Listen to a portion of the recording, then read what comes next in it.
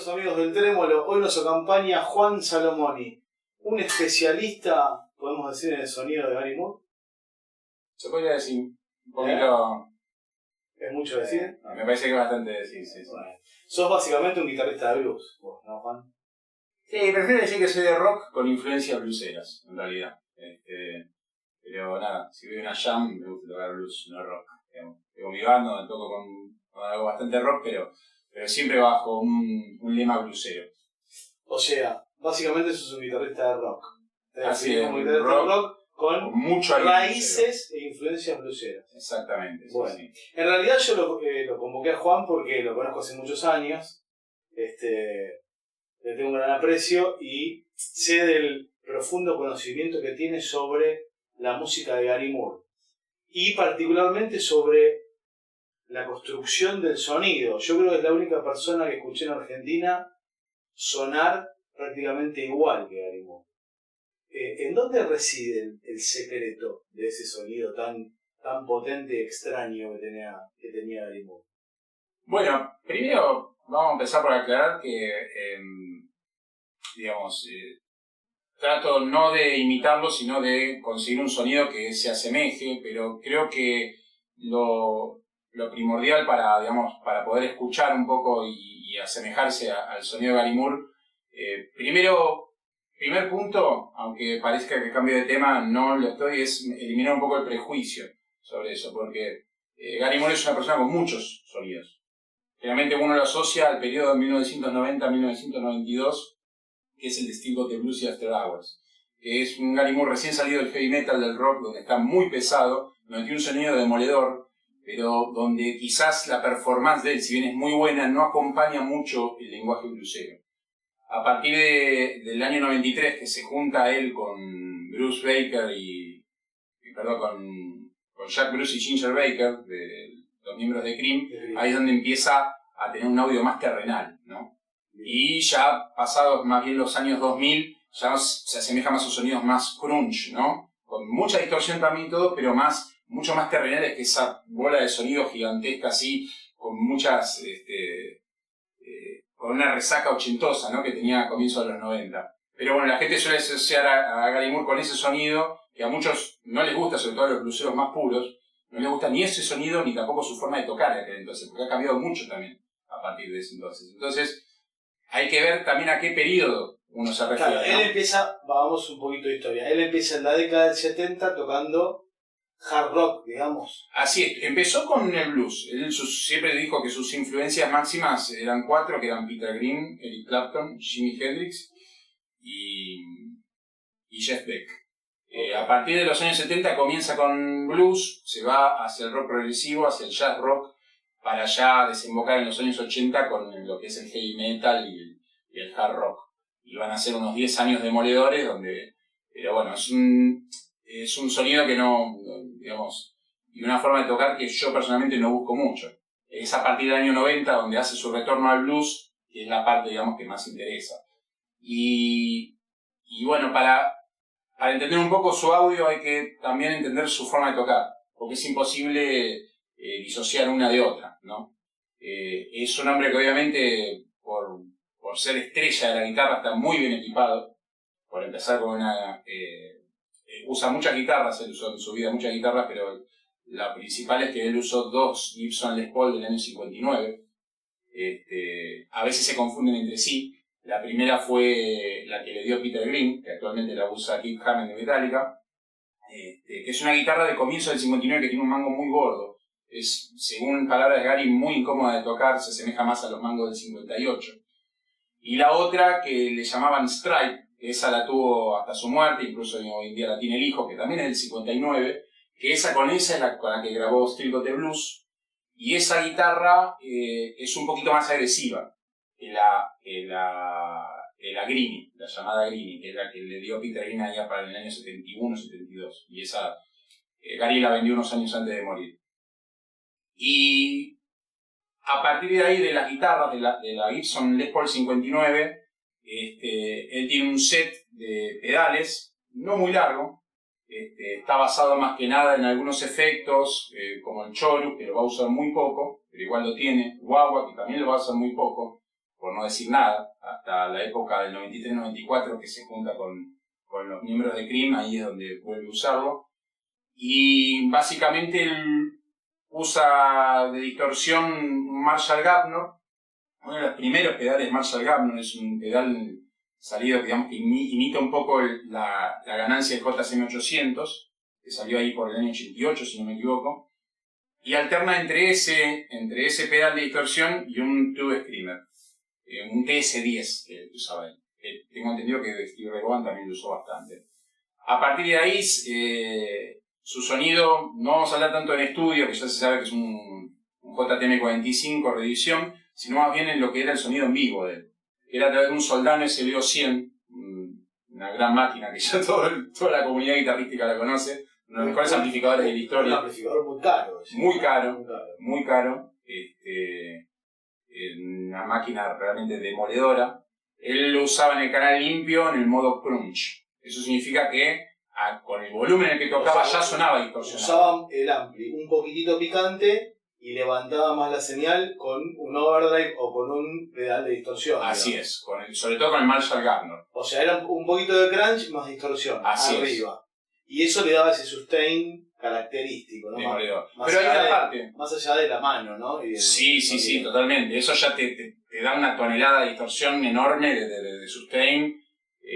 Un audio también por momentos un poco bastante comprimido, pero bueno, las manos de él eran, ya sabemos, mágicas. Pero hay un elemento que la gran mayoría de la gente pasa de alto, que es el tema de los parlantes. Los parlantes son probablemente la parte más importante del amplificador, así es, sí. O sea, incluso a veces mucho más que el amplificador en sí. Y él, a partir del año 90 hasta el año 93, donde ya abandona por completo ese set, él va a usar una caja con 4 parlantes Electro Voice M2L de 200 watts cada uno. ¿Qué tienen, digamos, estos parlantes? Son parlantes que no colorean. No están al nivel de un parlante de PA, no es un professional audio, digamos, que no colorea nada, pero sí es un parlante que colorea mucho menos que los famosos Celestion o Eminence de mucho menor wattaje. Es un parlante plano, digamos. Semiplano, por así decirlo, colorea muy poco. ¿Y eso qué habilita? Yo creo que ahí está el ingrediente secreto del audio de Gary por parte del equipamiento que él usa. No es tanto lo que acabo de mencionar anteriormente, que es los pedales y el equipo, sino los parlantes. Porque él ya acumula mucho sonido con los pedales y el parlante. Para que no coloree más eso, que ya está bastante colorido, ya está muy cargado, usa justamente unos parlantes que logran, digamos, que ese audio se procese sin necesidad de colorear. Sin interferir. Sin interferir, exactamente. Okay. Cuando uno usa unos Celestion Greenback o unos B30, ya está coloreando mucho. En cambio, ya hacen una bola, una masa de sonido gigantesca, ¿no? Quizás es más, le agregan distorsión. En cambio, estos no. Y además también al ser de 200 watts cada uno permite que justamente no rompa, el sonido no rompa. Ya rompe a través, digamos, del equipamiento anterior, del amplificador y de los... Entonces eso genera un sonido muy interesante que parece por momentos muy metalero, pero también tiene como un sonido medio cremoso, ¿no? Que lo aleja del tono más metalero.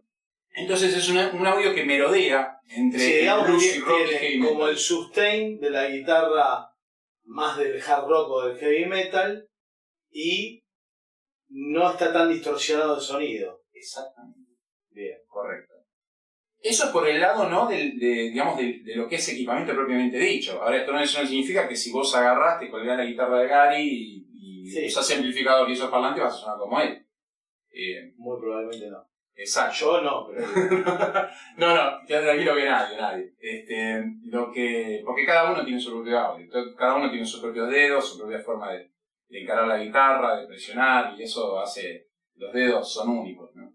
Bien. Ahora, si uno se quiere aproximar a sonar como él, también tiene que tener en cuenta la parte técnica. ¿Bien? Ya no tanto, digamos, el tema porque, vamos a ser sinceros, con una Les Paul y un Marshall, incluso un Marshall no muy alta calidad, digamos, se puede aproximar. Ese es el clásico sonido del rock. Les Paul y Marshall es como una combinación rockera que siempre funciona. Exactamente. Es muy efectivo.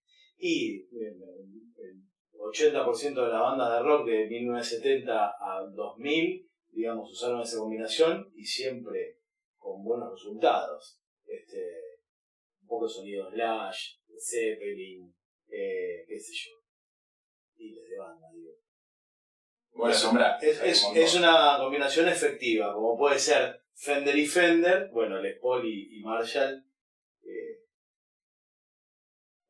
Garpa. Ojo, Marshall ya sabemos, Marshall y Fender y Stratocaster o Telecaster también. Pero sí, sabemos que es una fórmula clásica. A mí no me gusta tanto la combinación Stratocaster y Marshall. Ajá. Me gusta más la Stratocaster con el equipo Fender. Perfecto. Me parece que uno puede explotar más la identidad de la Stratocaster con un equipo Fender que con un equipo Marshall. Pero es lo que me parece a mí, a lo mejor alguno yo diga de nada. Pero a mí me parece eso. Me gusta más la Strato con el equipo Fender o con un equipo más limpio, no tan... El Marshall es un equipo como para tocar medio al palo, me parece a mí, ¿no? O sea, es mi opinión. Bueno, me hablabas recién un poquito del tema de la técnica, o sea, hay algo también muy característico en el audio de él que tiene que ver con su técnica, no solamente en el equipamiento. Así es. ¿Está bien lo que decimos? Sí, correcto. No vamos a... Vale aclarar esto, no vamos a tratar de andar en temas así de velocidad y virtuosismo, porque eso también ya es una cosa que está bastante explorada, pero sí me gustaría aclarar que hay muchas cosas que muchos blueseros pueden rescatar, ahora que vamos a ver la parte técnica de Gary, para incluir al blues, incluso si no es muy rockero, ¿no? Porque hay muchos elementos para lograr ese sonido. Hay muchas cosas ocultas que están ahí dentro, que capaz uno las escucha, pero no las escucha, por así decirlo. ¿Cómo cuál? Pero Ilustranos, a ver. Bueno, hay un elemento muy importante que es, por ejemplo, el tema de la presión sobre las notas y el vibrato. También vale aclarar que Gary tenía una técnica muy particular que era de tocar tanto las frases lentas como rápidas con el dedo del medio. Él solía hacer mucho esto.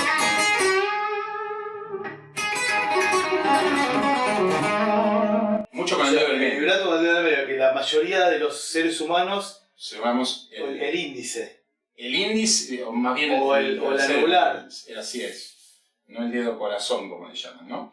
Él era muy dependiente del dedo del medio. Yo personalmente trato de usar ambos. Pero cuando uno, por ejemplo, está en una escala pentatónica, que es lo que más usamos, lo que más usaba él,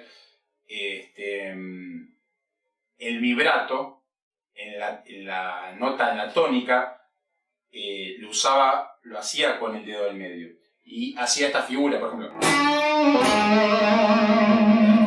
Entonces, uno logra el vibrato con el apoyo también y la ayuda del dedo índice. Es como que logra el vibrato con los dos dedos juntos. Así es. O sea, principalmente con el dedo mayor y apoyado por el índice. Correcto. Muy bien. Yo acá, como ser humano común y corriente, lo hago acá con el tercero, con el dedo anular, claro, ayudado por el dedo del medio. Gary lo vamos a ver que hace muchas veces esto, pero la mayoría de las veces hace esto. Él era muy dependiente del dedo del medio. Incluso para hacer esas frases rápidas donde parece que toca 25 notas por segundo. Que las toca realmente. Parte de la técnica ahora vamos a ir por la parte más sutil, ¿no? Para acercarnos más al lenguaje blusero. Mucha de esa técnica la toma prestada, sobre todo de Peter Green. Porque Peter Green, como se sabe, va a ser una influencia muy grande. Se conocieron ahí a finales de los años 60, cuando la banda de Gary era banda soporte de Fleetwood Mac. Y él va a absorber mucho conocimiento de Peter Green. Y sobre todo la parte más sutil, lo que tiene que ver con el vibrato, aunque obviamente le agrega una cuota de agresividad al vibrato que ya tenía Peter Green, que ya era bastante lindo. De hecho, todos saben la historia esta de que B.B. King escuchó el vibrato y cómo tocaba las notas Peter Green y lo hacía sudar y qué sé yo y todo eso. Y la verdad que sí, porque si a B.B. King le ocurría eso, al que lo escucha atentamente también le va a pasar. Sí, Peter Green es una influencia para a los que les gusta el blues. La mayoría alguna vez ha recalado ahí a tratar de hurtar algo, ¿no? Y sí. Sí, porque Peter Green es como una versión inglesa de B.B. King, digamos.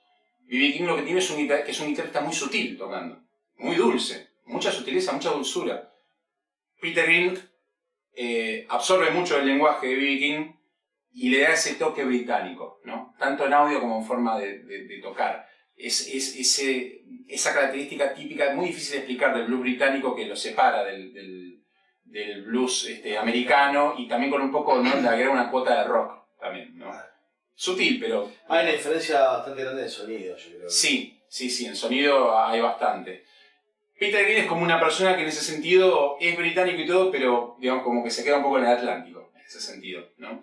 Y Gary va a absorber mucho de eso, y lo lleva incluso a niveles mucho más profundos. ¿Qué otra cosita más tenemos así de técnica sobresaliente?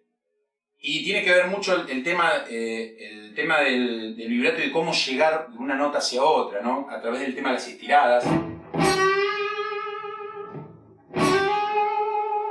Claro.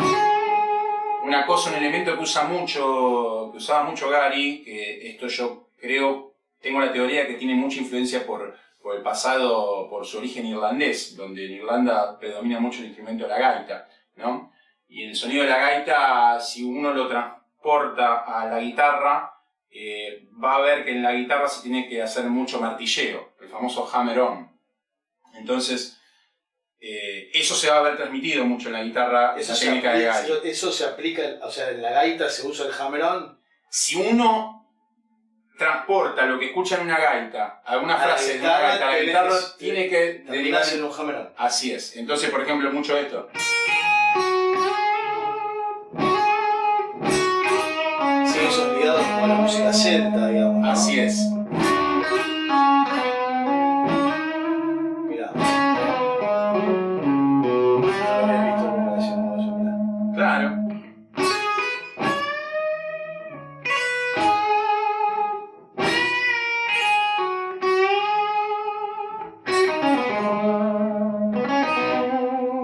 Interesante.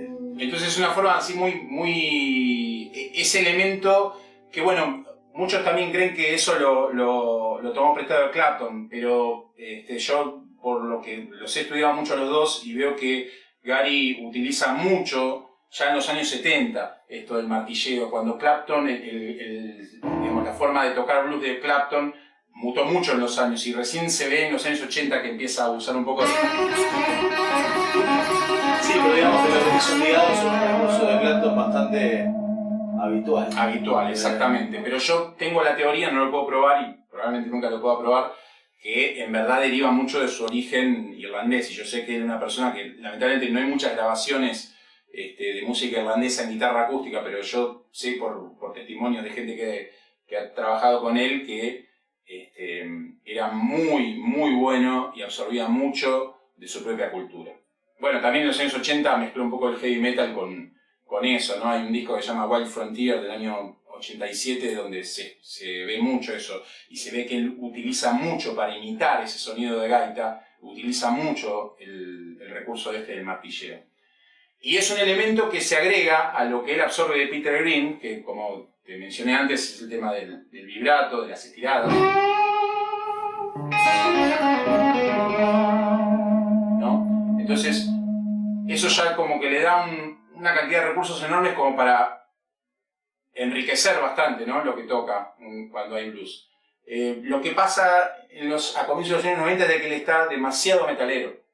Entonces, mete notas de más. Objetivamente hablando, ¿no? Y creo que incluso él mismo lo admitió. Pero a medida que van pasando los años y él se toma descanso de hacer giras, de tocar en vivo, se nota que él va bajando las revoluciones y va incorporando más, y que desemboca justamente en el año 95, que es donde hace el tributo a Peter Green, donde saca el disco Blues for Green. Fue un muchacho con una vida un poco agitada también. Sí.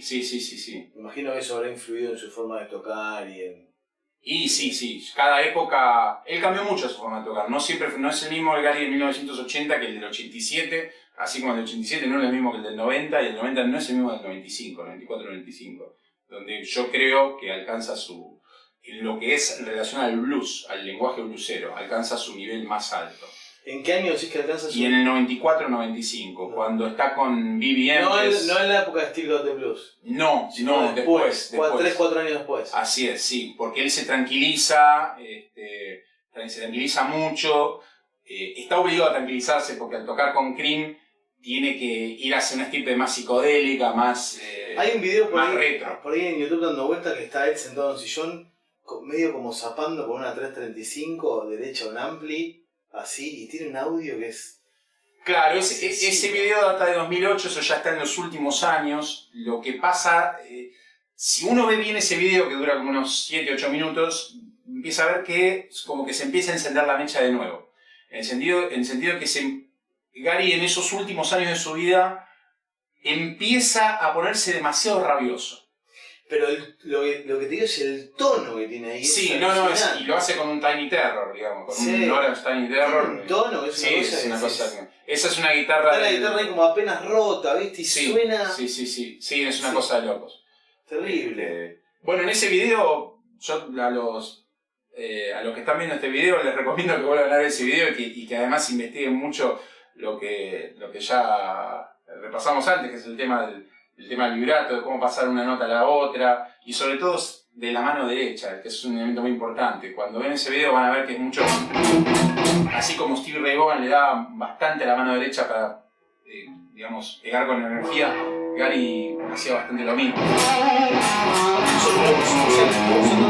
Para tocarlo, sí. No, solo cuando hace tres dedos, digamos. Así es, y sobre todo el del medio. Sobre todo el del medio. Así es.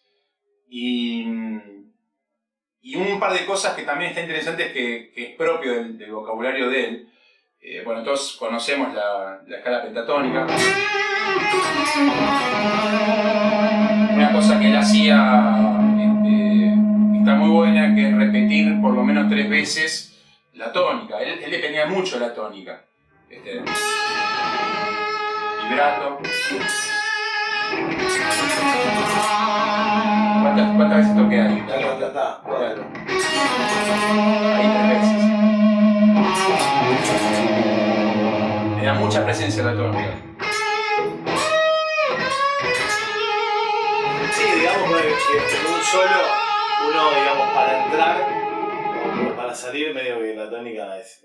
querés entrar de una forma asesina a un solo, clavá la tónica ahí con un vibrato o tocada 2 o 3 veces y, digamos, no te vas a equivocar. Bueno, ¿qué más habría que tener en cuenta en cuanto al estilo de este muchacho? Bueno, una cosa que está muy buena que él implementaba, eso también lo tomó un poco prestado de Peter Green, es que cuando estaba soleando con la pentatónica solía hacer una frase que cortaba de repente. Por ejemplo, ¿no? Y soltaba ahí. Y después arrancaba.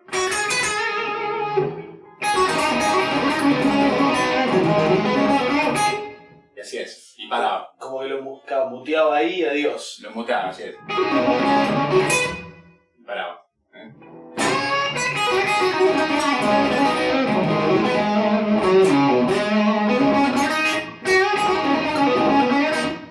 Entonces eso da cierta respiración, ¿no? A lo que... obviamente es un elemento que se puede encontrar en otros guitarristas, pero en Gary, sobre todo en lo que es en los slow blues, y más que nada yo creo que la gran fortaleza de él estaba en los blues menores, ¿no? Donde un elemento muy clave era que él trataba de contar historias. Digamos, un solo de él era una historia. ¿Cómo se transmitía esto en la guitarra? Y en el viaje a través del mango. Un solo lo podía empezar acá. En la segunda vuelta llegamos para acá.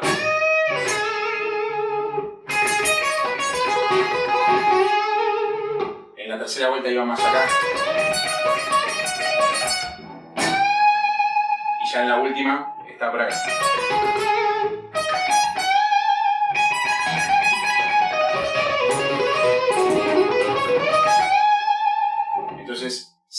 donde, por ejemplo, podemos ver guitarristas como Stevie Ray Vaughan, donde Stevie iba de acá para acá, de acá para acá, era una fluidez que era imposible de igualar y siempre melodeaba por todo el mango, pero lo hacía de yendo y viniendo permanentemente. En Gary la lógica funciona al revés, es empiezo acá, y voy de a poco, cuento la historia y termino con el final acá. O sea, ¿vos crees que su música se luce más en los temas menores que en un shuffle, digamos, sí, o en un blues? Sí, definitivamente, porque él depende mucho de generar una melodía.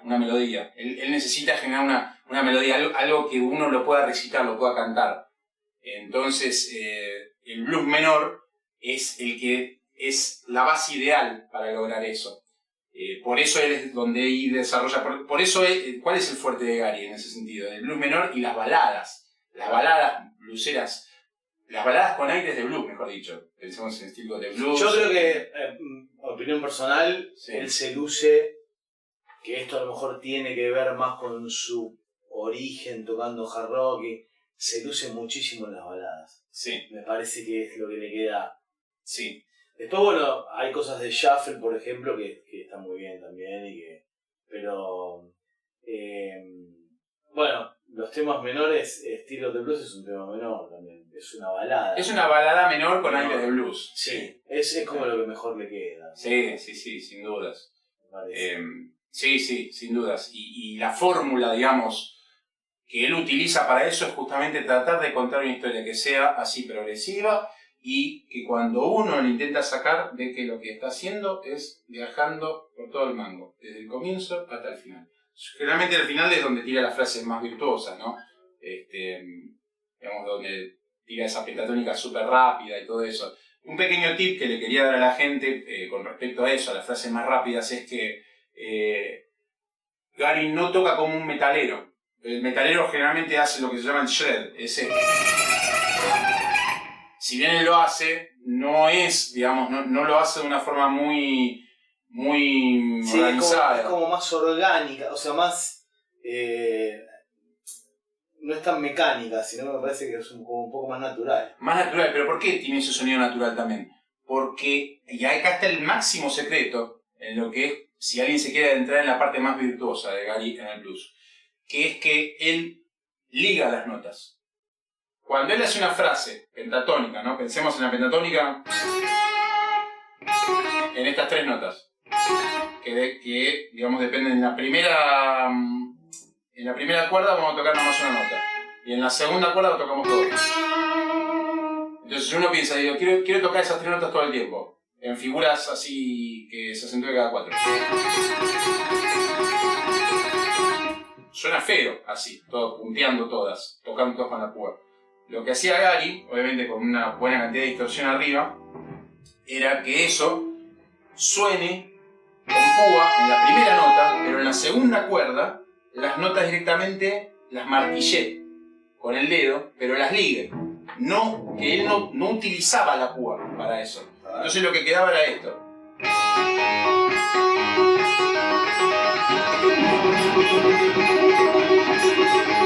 Vale, ese es un recurso muy hendrixiano también, ¿no? Sí. Pasa que bueno, lo lleva a niveles, suponemos, con otro sonido también, pero... Sí, ya además a niveles más virtuosos. Tenemos que tener en cuenta que Hendrix es como el que escribió el manual, pero es en una época muy embrionaria, digamos, de todo esto.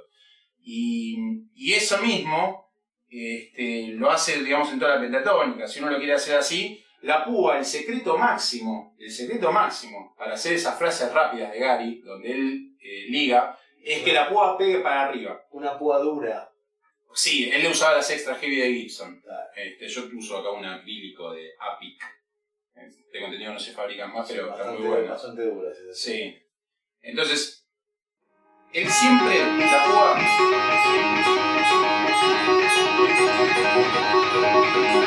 Lo único que hace es ir para arriba. Liga las dos notas. Si quiero ir, incluso, investigar otra parte de la pentatónica, es lo mismo.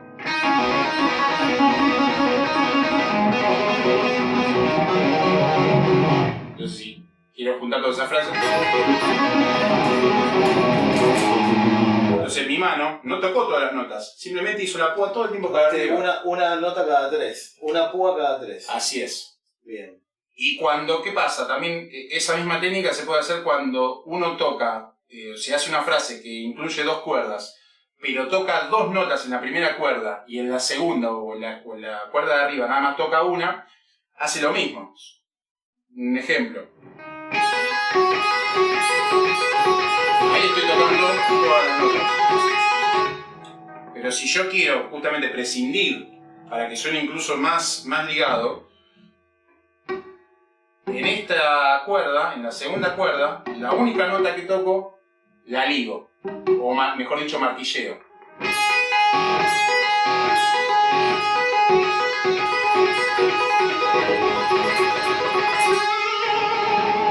Lo mismo con cualquier frase.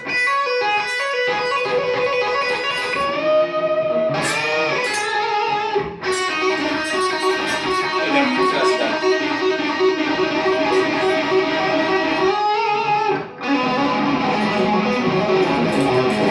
Entonces uno, obviamente es una cosa que se practica, yo lo practico cuando puedo todos los días, la verdad, porque es muy difícil realmente llegar a la velocidad que lo hacía él y tengamos en cuenta de vuelta lo mismo, que él esto mismo lo hacía con estos 2 dedos.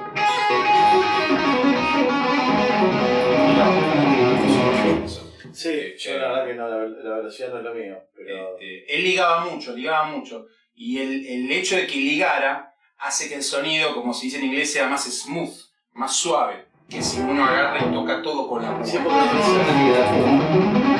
En vez de hacer todo mi cuenta, más.